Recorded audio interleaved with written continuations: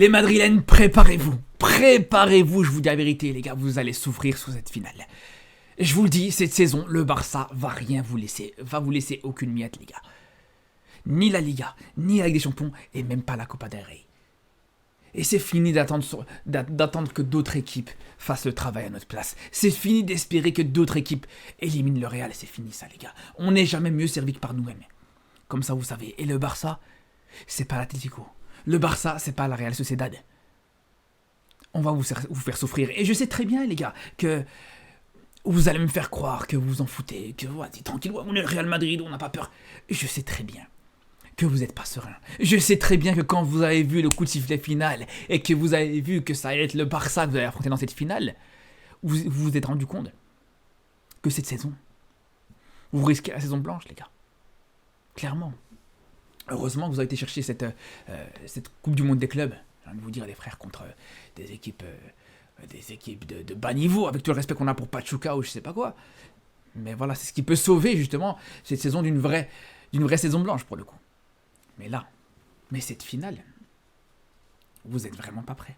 Vous êtes vraiment pas prêts. Parce que quand on voit justement ce match d'aujourd'hui, on peut le dire, les gars, le Barça est préparé. Le Barça est préparé pour ce genre de match. Parce que justement, la seule équipe qui a posé des problèmes réellement au Barça cette saison, la seule équipe, la seule grande équipe, le seul grand club qui a battu le Barça cette saison, c'est l'Atlético.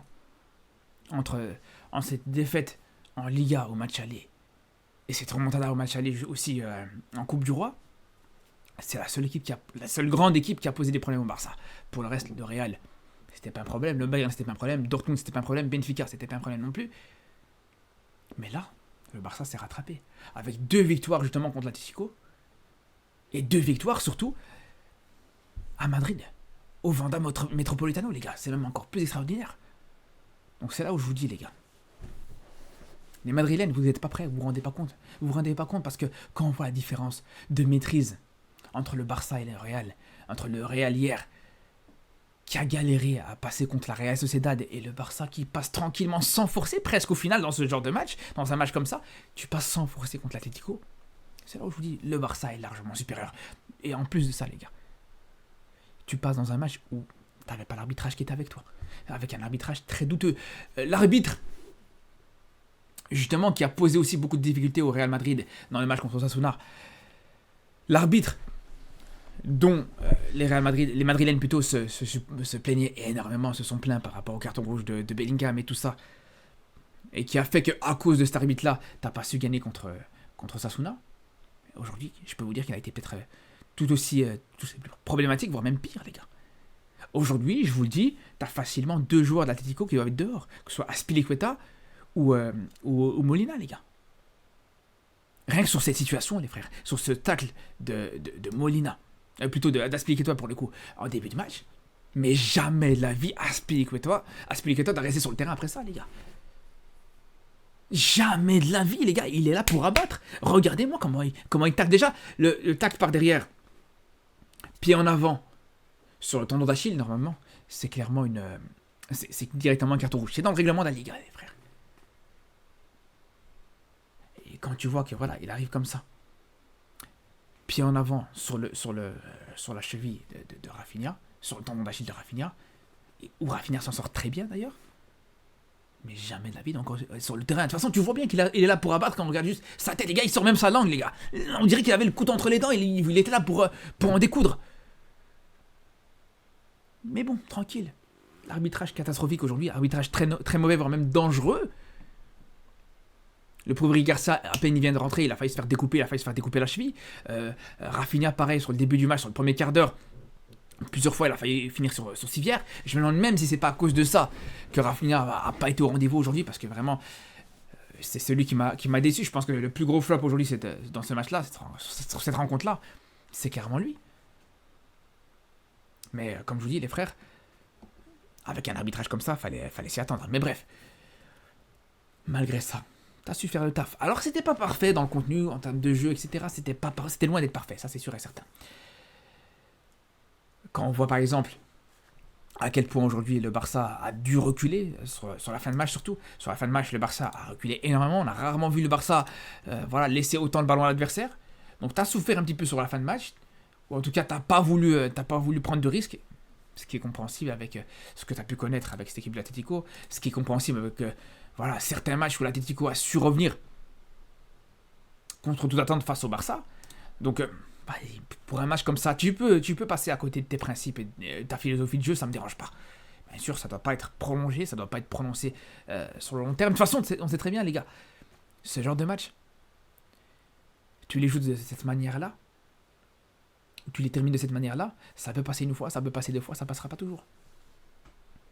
On a compris le coaching, voilà, quand tu fais rentrer Gérard Martin à la place de Yamal, c'est clairement pour pousser Baldé à jouer un peu plus haut et pour bétonner sur le côté gauche du Barça. Quand tu fais rentrer Araujo, on a compris aussi que c'était pour les duels aériens, c'est pour l'aspect défensif, pareil pour Eric Garcia pour l'aspect défensif. Donc voilà, clairement, fin de match très défensif. Mais voilà, comme je vous dis, ça peut arriver dans n'importe quelle condition, ça peut arriver dans n'importe quelle circonstance, dans n'importe quel contexte, même avec n'importe quel coach, même avec un Guardiola si vous voulez savoir. Donc c'est pour ça que tu peux passer l'éponge. Pourtant, vous savez très bien à quel point c'est quelque chose sur lequel je suis intransigeant. Mais bref, malgré tout, quand on voit le début du match, l'entame de match, quand on voit la première mi-temps, quand on voit ce que tu as pu voir de la part d'un Yamal aujourd'hui, les gars. Les frères, déjà, même en dehors de son but, de sa passe D justement pour Ferran Torres. Et on va d'ailleurs revenir sur Ferran Torres. Mais même en dehors de ça, parce que la passe elle est magnifique pour Ferran, les gars, encore une fois, elle était exceptionnelle. On s'est rendu compte qu'aujourd'hui, tu avais affaire à un Yamal qui était, j'ai envie de dire, un peu plus bas, quasiment dans un poste de numéro 10. Qui était légèrement plus bas que d'habitude, qui jouait dans un registre un peu plus créateur, un peu plus dans ce registre de passeur, dans ce registre de distributeur. Derrière l'attaque, les gars.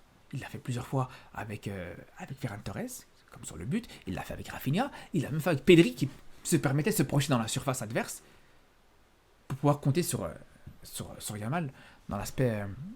Dans l'aspect créativité et dans tout ce qui est passe, les gars. Et il y a une action qui représente très bien ça, les gars.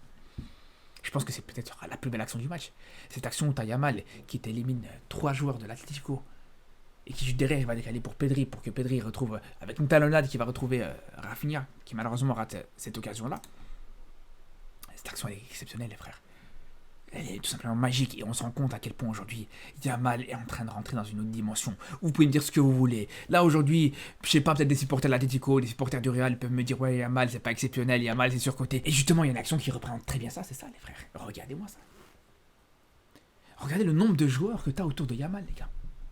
1, 2, 3, 4 joueurs qui sont directement sur Yamal et les 2 autres joueurs qui sont focalisés sur lui et qui laisse absolument Rafinha tout seul au deuxième poteau, les gars. Vous vous rendez compte ou pas ? Ce genre d'image, ça nous rappelle une chose. Ça nous rappelle un joueur, les gars. Ça nous rappelle Messi. C'est aussi simple que ça, les gars. Un joueur qui est capable d'attirer autant de défenseurs sur lui. Et laisser quasiment libre ses coéquipiers. Il n'y a qu'avec Messi qu'on voit ça, les gars. Il n'y a qu'avec Messi qu'on voit ça à ce point-là, les frères. Aucune équipe peut être capable de prendre autant de risques en se focalisant totalement sur un joueur et laisser les autres coéquipiers si c'est pas un joueur extraordinaire en face d'eux. Et le pire, les gars, comme avec Messi. Ouais, les gars, je vous cache pas, les comparaisons avec Messi, elles vont commencer à arriver petit à petit, les frères. Je vous dis la vérité. Au bout d'un moment, tu peux que constater ce qui est inévitable. Je dis pas, bien sûr, que Yamal et au niveau de Messi, qu'il est comparable à Messi, mais voilà, il y a des petites similitudes que tu commences à voir que tu peux plus négliger aujourd'hui. Et ça, justement, c'est le cas par exemple sur cette action-là. Vraiment, un joueur qui est capable d'attirer autant de joueurs et malgré ça réussir juste derrière à s'en sortir et réussir à trouver Rafinha juste derrière avec une très belle passe. Je vous dis, c'est très rare de voir ça, les gars. Clairement, c'est très très rare.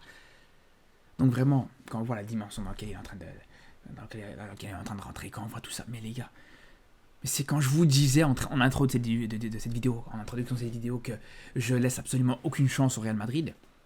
Et j'exagère pas une seule seconde, les frères. Avec la défense cataclysmique du Real aujourd'hui, mais frère, comment tu veux t'en sortir par rapport à ça ? Comment tu veux réussir à t'en sortir ? Alors après, c'est vrai que la défense du Barça est pas exemple de tout reproche non plus. La défense du Barça aussi, elle est pas exceptionnelle. Donc bien sûr que tu pourras aussi encaisser certains buts contre le Real en finale, c'est clair. Je dis pas que ça va être un score un gros score ou un score avec une grande différence de but ou un clean sheet pour le Barça. Mais dans tous les cas, pour moi, dans la logique des choses, le Barça, c'est largement au-dessus. Clairement, les gars. Par contre, ce match a eu l'importance aussi pour une chose, les gars. Parce que je pense que ça peut être un tournant pour le reste de la saison dans cette attaque du Barça. Je pense qu'aujourd'hui, Ferran Torres a été chercher et confirmer cette place de titulaire. Ça fait plusieurs matchs que je vous le dis à quel point aujourd'hui pour moi Lewandowski me déçoit, à quel point Lewandowski j'attends beaucoup plus de sa part, à quel point Lewandowski pour moi j'ai l'impression qu'il est plus capable d'avancer, il est plus capable de courir, il est plus capable de faire les appels, il est plus capable de sauter correctement pour te faire des têtes, il est plus capable de se lancer, de se jeter pour couper des trajectoires, pour couper des centres par exemple, des centres à ras de sol ou des centres comme ça. C'est là où je vous dis, quand on voit un Ferran Torres dans son apport dans le jeu, sans même parler de sa finition, sans même parler de son efficacité, mais quand on voit ce qu'il fait dans son apport au jeu, cette capacité à pouvoir combiner, et on l'a vu dans ce match-là, les petites talonnades qui pouvaient sortir, les petites combinaisons avec Pedri, les petites combinaisons avec Yamal, les gars, quand tu rajoutes à ça la finition qu'il a pu montrer dans ce match, le fait que juste derrière, juste sur une action, une occasion concrète d'ailleurs il a eu aujourd'hui, allez, deux à la limite. Puis la première situation, c'était pas une occasion flagrante, mais allez. Une occasion nette, un but. Parce que le gardien d'Atlético, il sort très bien sur lui. Et malgré ça, il a eu à peine besoin de jeter un petit coup d'œil pour aller finir cette occasion et aller mettre ce ballon au fond, les gars. C'est là où c'est très fort. C'est là où vraiment c'est très bon. Et j'ai envie de vous dire une chose, c'est qu'il y a une image qui représente très bien ça, les gars. Regardez le regard de Lewandowski après le 1-0. Il a compris, les gars. Il a compris que c'était fini pour lui. Il l'a très bien compris. Lewandowski, merci pour tout. Merci pour ce que tu as fait. Mais là, c'est fini pour toi. Là, aujourd'hui, c'est le moment de laisser ta place à Ferran. Ferran, pour moi, c'est devenu le nouveau titulaire de cette équipe du Barça. Pas forcément sur le long terme, pas forcément pour toujours. Mais en tout cas, sur les prochains matchs, il a gagné cette place de titulaire, clairement.